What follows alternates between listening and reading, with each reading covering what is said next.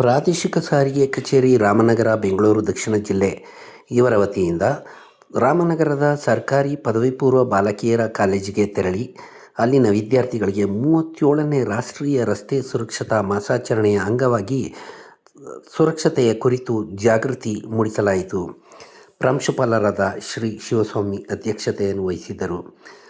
ಪ್ರಾದೇಶಿಕ ಸಾರಿಗೆ ಅಧಿಕಾರಿಗಳಾದ ಶ್ರೀ ಸತೀಶ್ ಬಾಬುರವರು ಮಾತನಾಡಿ, ಶಾಲಾ ಮಕ್ಕಳು ತಮ್ಮ ಸುರಕ್ಷತೆಯನ್ನು ಸಂಚಾರದಲ್ಲಿ ಯಾವ ರೀತಿಯಲ್ಲಿ ಕಾಯ್ದುಕೊಳ್ಳಬೇಕು ಎಂಬುದರ ಬಗ್ಗೆ ತಿಳುವಳಿಕೆ ನೀಡಿದರು.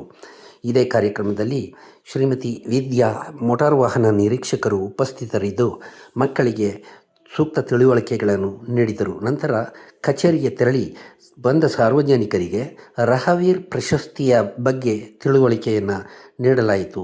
ಗುಡ್ ಸಮರಿಟನ್ ಲಾ ಅಡಿಯಲ್ಲಿ ಉತ್ತಮ ಜೀವರಕ್ಷಕನ ವಿವರಗಳನ್ನು ಎಲ್ಲ ಸಾರ್ವಜನಿಕರಿಗೂ ತಿಳಿಸಿ ಶಾಲಾ ಮಕ್ಕಳಿಗೆ ಹಾಗೂ ಕಚೇರಿಯಲ್ಲಿ ಬಂದಿದ್ದ ಸಾರ್ವಜನಿಕರಿಗೆ ಪ್ರತಿಜ್ಞಾ ವಿಧಿಯನ್ನು ಬೋಧಿಸಲಾಯಿತು. ಶಾಲಾ ಕಾರ್ಯಕ್ರಮದಲ್ಲಿ 150ಕ್ಕೂ ಹೆಚ್ಚು ವಿದ್ಯಾರ್ಥಿಗಳು ಹಾಗೂ ಕಚೇರಿಗೆ 100 ಮಂದಿ ಸಾರ್ವಜನಿಕರು ಆಗಮಿಸಿದ್ದು ಈ ಕಾರ್ಯಕ್ರಮವನ್ನು ಯಶಸ್ವಿಗೊಳಿಸಿದರು.